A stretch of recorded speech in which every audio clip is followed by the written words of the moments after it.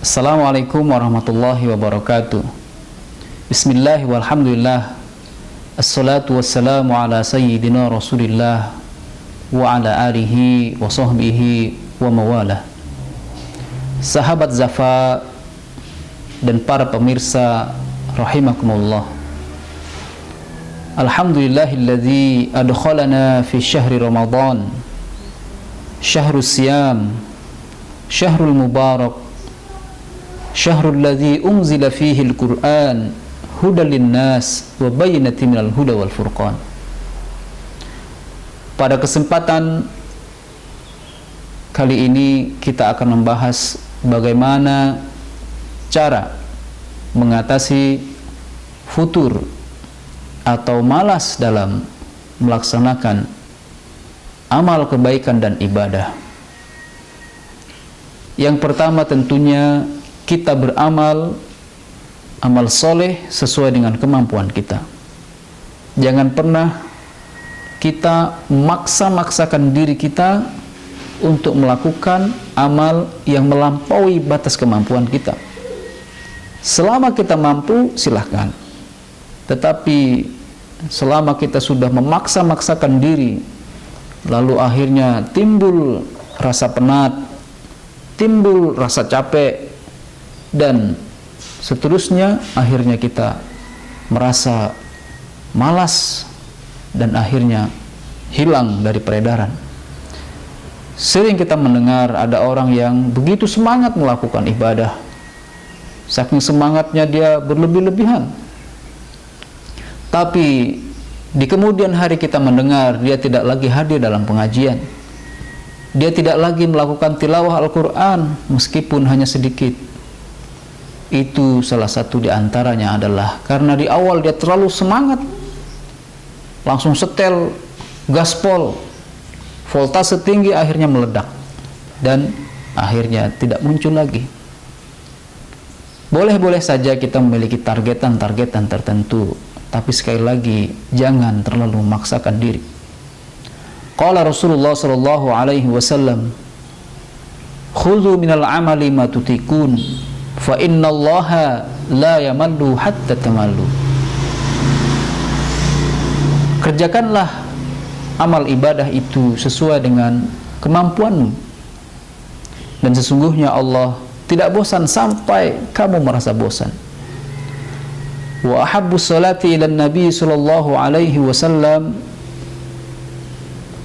adwamuha wa in qallat. Dan sesungguhnya salat yang paling dicintai oleh Nabi adalah kontinuitasnya,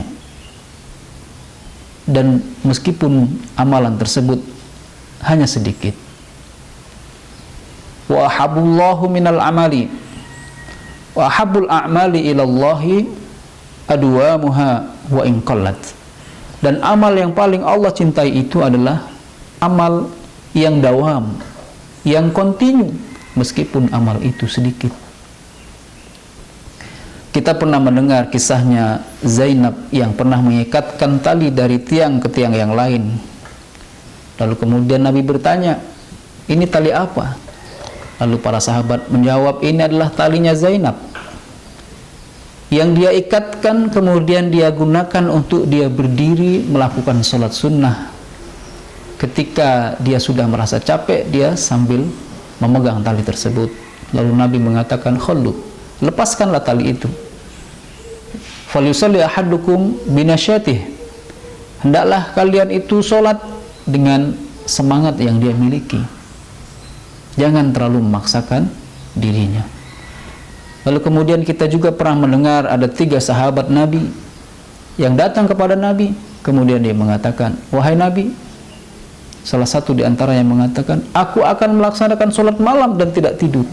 Orang yang kedua mengatakan, wahai Nabi, aku akan berpuasa dan aku tidak akan berbuka.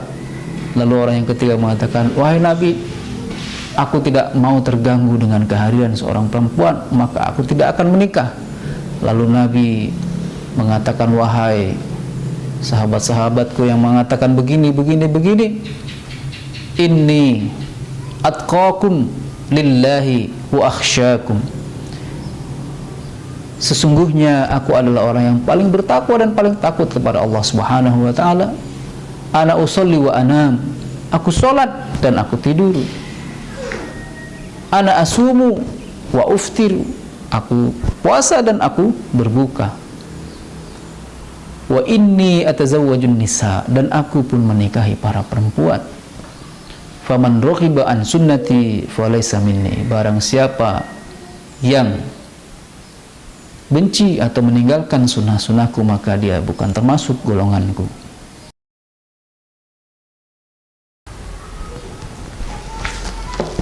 Sahabat Zafa dan pemirsa dimanapun berada, yang kedua adalah ta'ahud bil iman.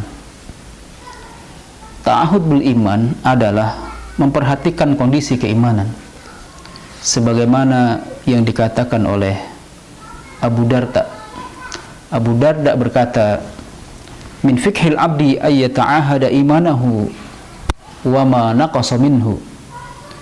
Di antara kecerdasan seorang hamba adalah dia memahami kondisi keimanannya berkurang atau bertambah.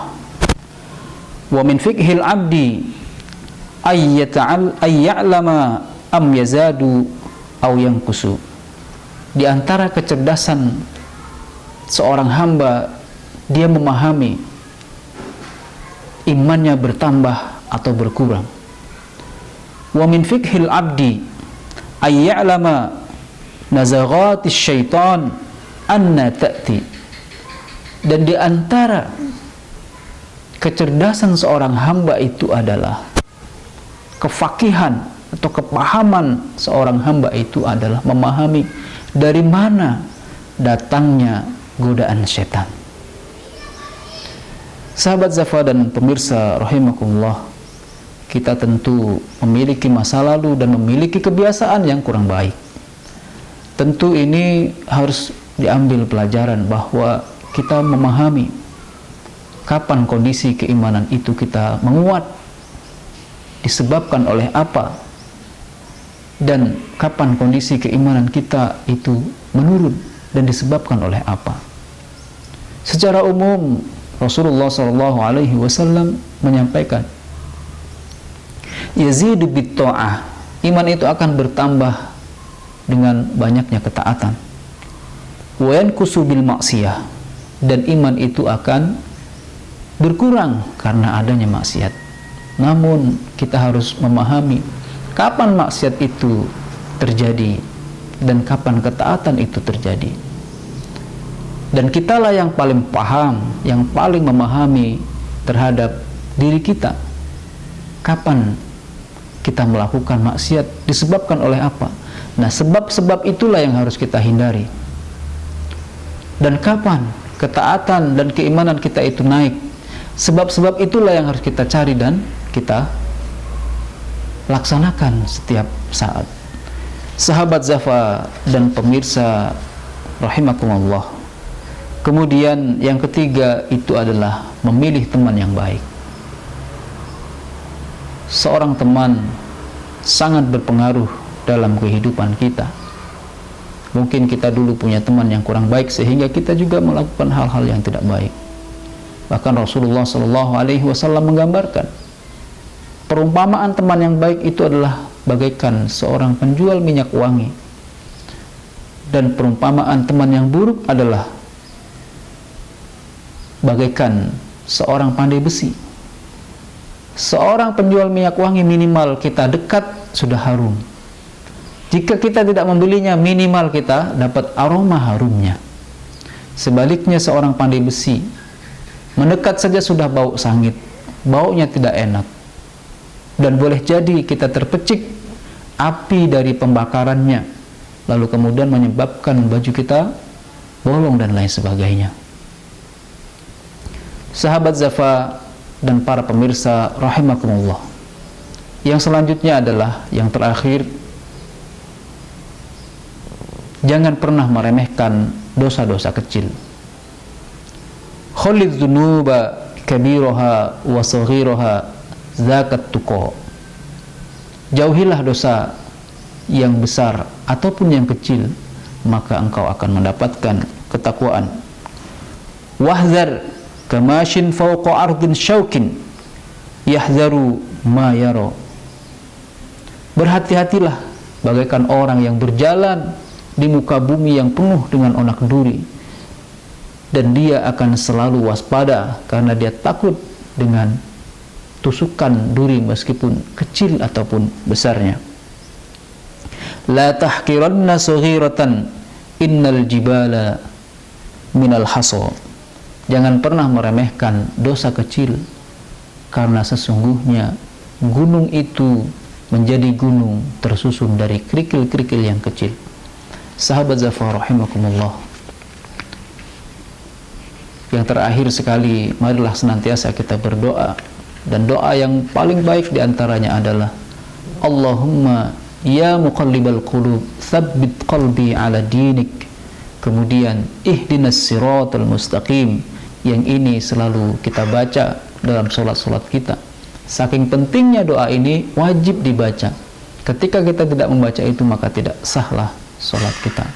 Mudah-mudahan kita semua selalu istiqomah dan dijauhkan dari sifat futur, dan kita bisa menjalani Ramadan di tahun ini dengan sebaik-baiknya, dan pada akhirnya kita mendapatkan derajat al-muttaqin di sisi Allah Subhanahu wa taala. Usikum wa nafsi bitaqwallah. Subhanakallahumma bihamdika asyhadu an la ilaha illa anta astaghfiruka wa atubu ilaik. Assalamualaikum warahmatullahi wabarakatuh.